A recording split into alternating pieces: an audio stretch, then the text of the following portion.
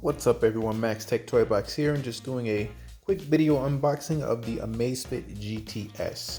So if you guys don't know, this is a GPS sport fitness tracker and smartwatch.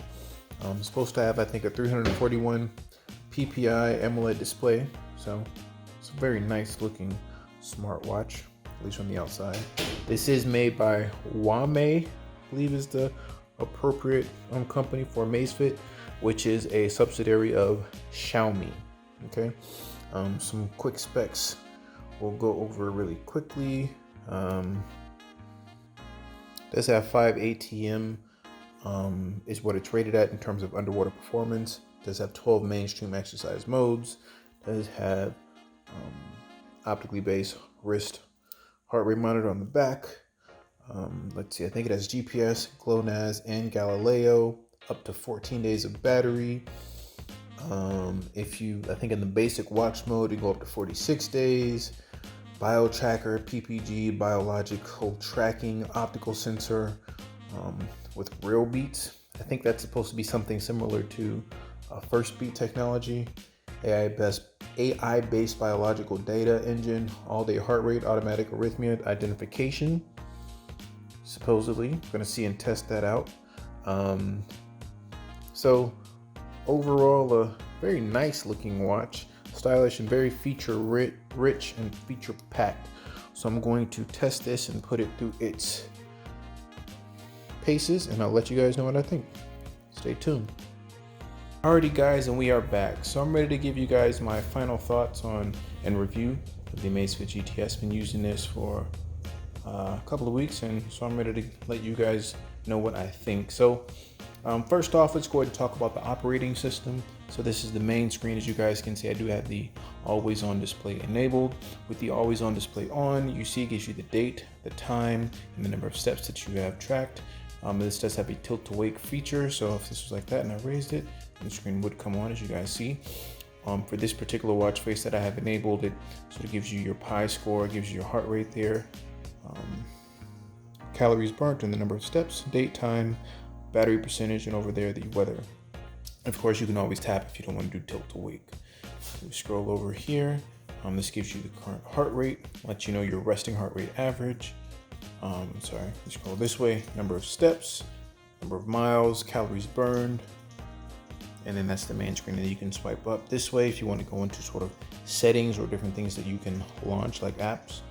Of course, workouts, notification, pi status, different things of that nature, heart rate, music, alarm, all of those different things. And then here, if we're going to settings, so press and hold if you wanted to quick launch something. So right now, when I press and hold this, it launches workouts. So I'll give you the list of workouts. This does have 12 built-in workouts that are available. Sorry, get that out of there.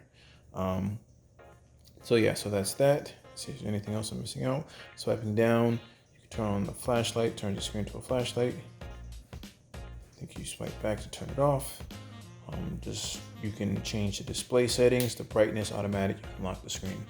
Okay, cool. So now that we've gone over some of the basics, this is pretty much what's available on the Amazfit. All of the watches across the board, really nothing different there than what's offered on the GTR that I've messed with, or the Verge, any of those watches.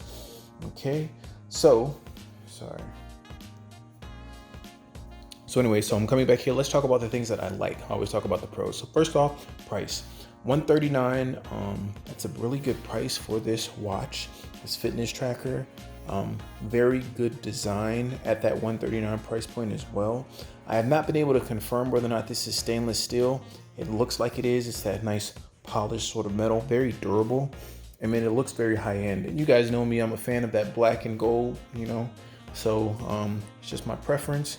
So I do like the design of this a lot. And at $139, if you're comparing this to other devices that cost substantially more, like such as the Apple Watch, where you're paying $400 or $500, or even the Samsung Galaxy Watch Active 2, where you're paying about twice the amount, it definitely feels premium. It feels good, which is a good thing.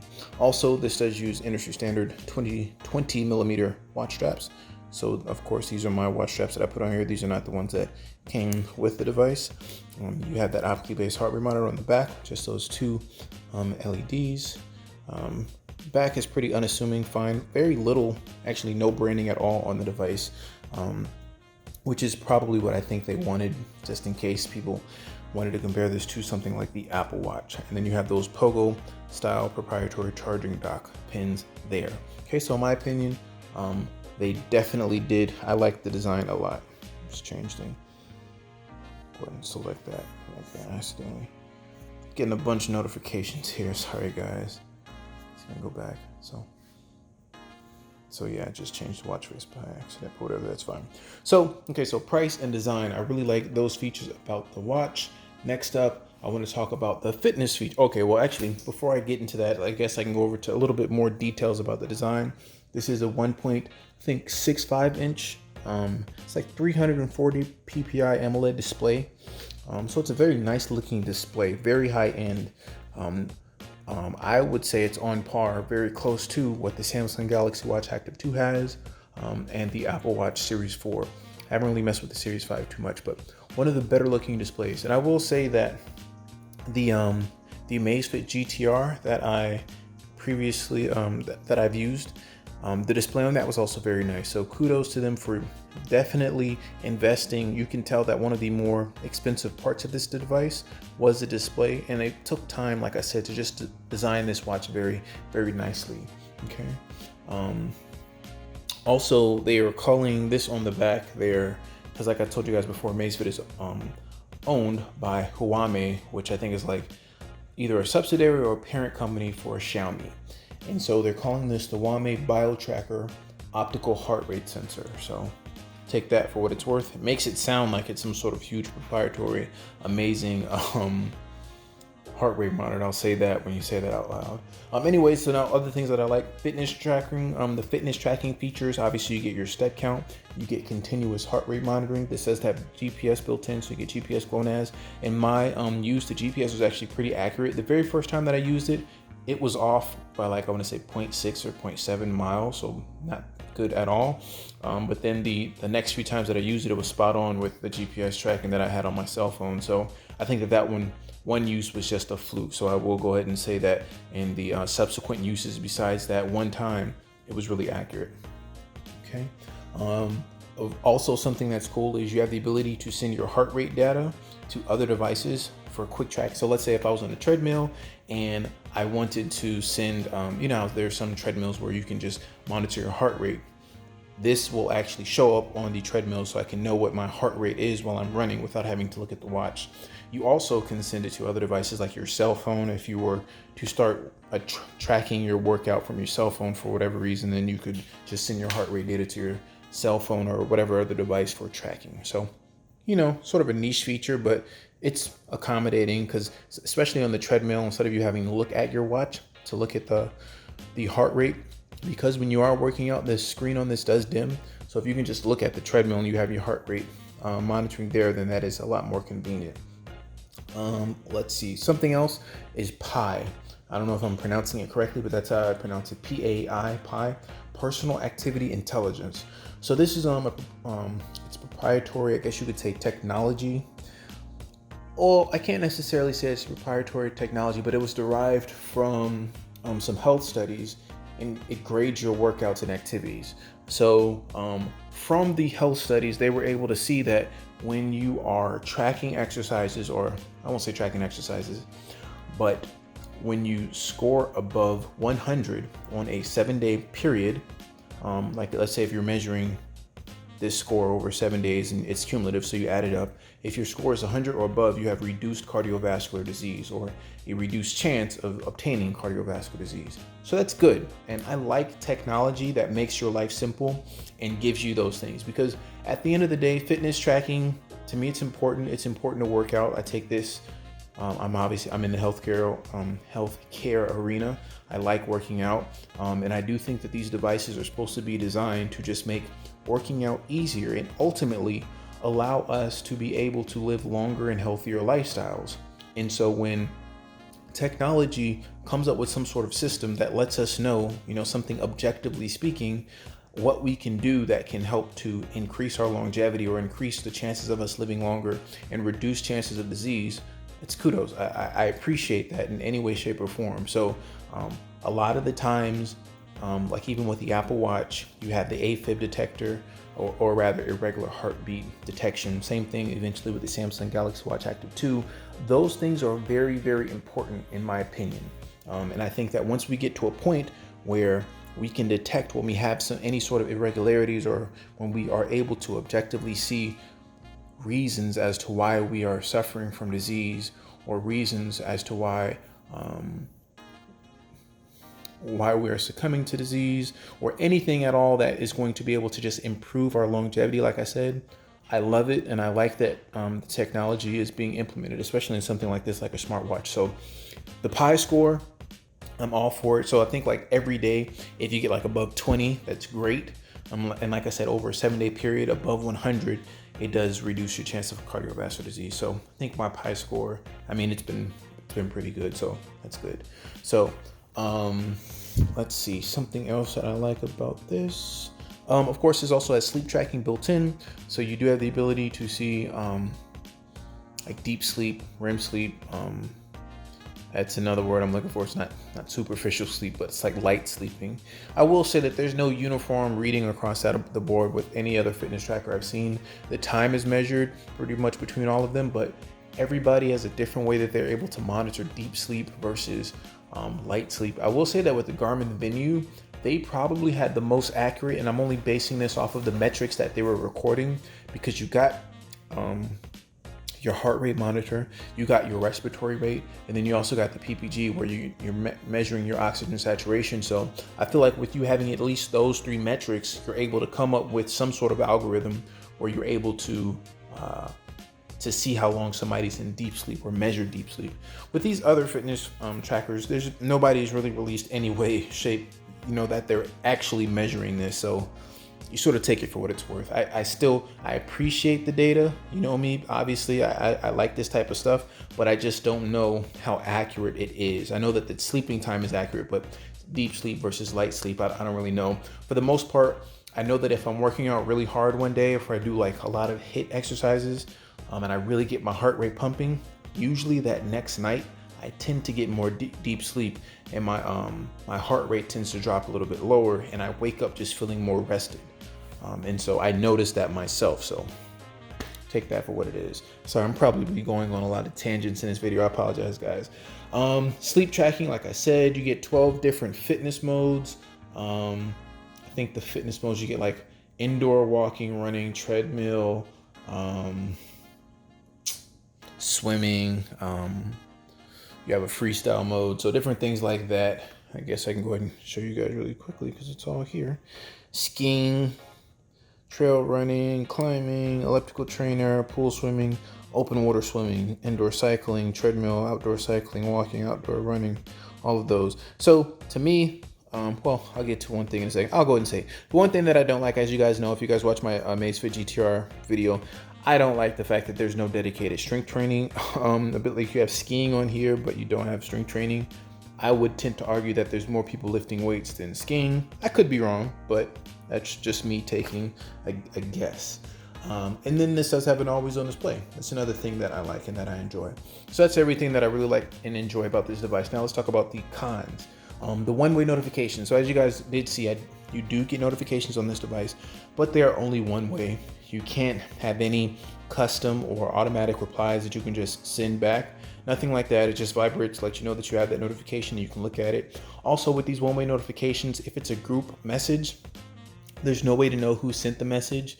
It just shows like the contact, the name of one of the people in that group, and it'll have the message underneath. So I think that the implementation for that is lacking a lot, especially since Huawei owns this. They also, either they're a subsidiary, they own Xiaomi, and then you have Amazfit. I just feel like this could be implemented a lot better. I feel like, well, there's no US version of the Xiaomi smartwatch, the one that runs Android Wear. I would love to see their implementation for that, but I digress. So anyway, so the one-way notifications, I'm not the biggest fan of them. And another thing that I really didn't like, that I was surprised, is battery life. I mean, I'm barely getting 3 days on a single charge on this, albeit I am using the always on display. I have been using GPS quite a lot, but you're supposed to be able to get up to 14 days of battery life. And only barely 3 days. That's not good at all. So that sort of shocked me, because with the Amazfit GTR did get very good battery life. So I don't know why. I mean, like I said, I am using the always on display, but I don't think that that's enough to warrant dropping from 14 days to 3 days. Also, it records VO2. Well, there's a couple of different things. So if I go in here, there's no way that I can actually see the data from my workouts on the watch. See if I try and slide up, tap that. Okay, so I can see steps, right? And I can see all that stuff like that, but I can't actually see my workouts. And I thought that with the Amazfit GTR I could. Go in here to heart rate and I can see what that's been at. And then VO2 max 0%. But there's no, so this says VO2 max. It's VO2 max is supposed to be a number, and it never shows VO2 max. For none of my workouts has it showed it. I don't understand that. I'm not sure what that is, and I don't know if I didn't even realize that on the Amazfit GTR. I have to go back and look at that. But yeah, so there's no number that they show for Amazfit GTR, and I'm sorry, for the VO2 max, and you can't actually view your workouts from the watch, which is something that I don't like. I wish that you could do that. Next up, no ability to connect a Bluetooth heart rate monitor to this. If you wanted to get more accurate data, I've been saying that on all of my videos. I think that that should be something that all of these watchmakers allow. Yes, this is a cheaper fitness tracker at $139, but so what? I think that that's something that should be implemented. Moving on, there's no dedicated strength training mode, which I sort of already went over. There's no speaker, no microphone. You also cannot connect Bluetooth headphones to this because there's no onboard storage for you to listen to music. When we went over to swipe up, where you guys see music, that's just so that it controls the music on the actual phone. That's it. Next up, lack of third-party applications, lack of a lot of watch faces. I do think that the watch faces that they have on here, they're very reminiscent of the Apple Watch. You know, it is what it is. And they have a decent amount of watch faces, but if you're somebody that gets tired of watch faces relatively quickly, then you're not going to like their selection here. So let me see if I can actually pull up some of the watch faces here. And then of course, if you actually go on the application, there's more that you can get from there. I'm trying to see if I can pull up. Yeah, so this is supposed to be the watch face that came on this box, as you guys can see here. But when I actually use it, it doesn't look the same because it shows weather for whatever reason. I don't know why. It doesn't show like heart rate. And I haven't been able to switch that out or see what that's about. So yeah, it is what it is. So like I said, not a whole bunch of watch faces, but it is what it is. Also, the operating system is kind of laggy. Like if you guys see when I swipe, actually now it looks a lot better, but you guys can see there's a little bit of lag. I don't necessarily want to call it lag because I just think that's the way the operating system is built. And when you're using other devices that have just a little bit more RAM, they have more onboard, like I said, more onboard RAM, and their processors are at higher speeds. It's just going to move a bit faster.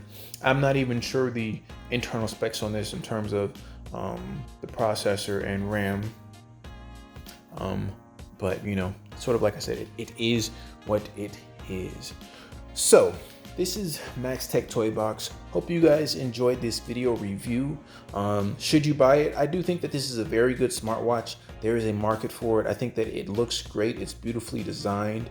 I think that it's definitely more of a fitness tracker than a smartwatch, but in terms of it being the best fitness tracker, I don't think that it is that, just because of some of the simpler things that it doesn't have. The VO2 max tracking, I think that's pretty standard for most fitness trackers. It doesn't have that. It says that it does VO2 max, but it just doesn't display it, and I don't know why. This does integrate with some of the third-party applications like Google Fit and things of that nature. Let's see. But overall, I do think it's a nice looking watch. I just think that a lot of these manufacturers are just like ever so close for making the perfect smartwatch. This literally is the Xiaomi smartwatch that was released over in China. I feel like this is the shell of that watch, and then that just has more internal stuff going on with it, because that gives you Wear OS, so that means that you're going to be able to connect Bluetooth headphones to it. You're going to be able to stream music to it. You're also going to be able to connect Bluetooth heart rate monitors to it. So yeah. So this is Max Tech Toy Box signing off. Like I said, hope you guys enjoyed the video review. Like, comment, subscribe. Let me know what you guys think about this watch. Let me know if this is something that you guys have on your radar. Let me go ahead and put it on my wrist now so you guys can see what it looks like on my wrist. You guys know I do have bigger wrists, and I did think that it looked quite all right. It fit me just fine. So for the third time, Max Tech Toy Box signing off. Hope you guys enjoyed the video review. Until we see each other again. Peace.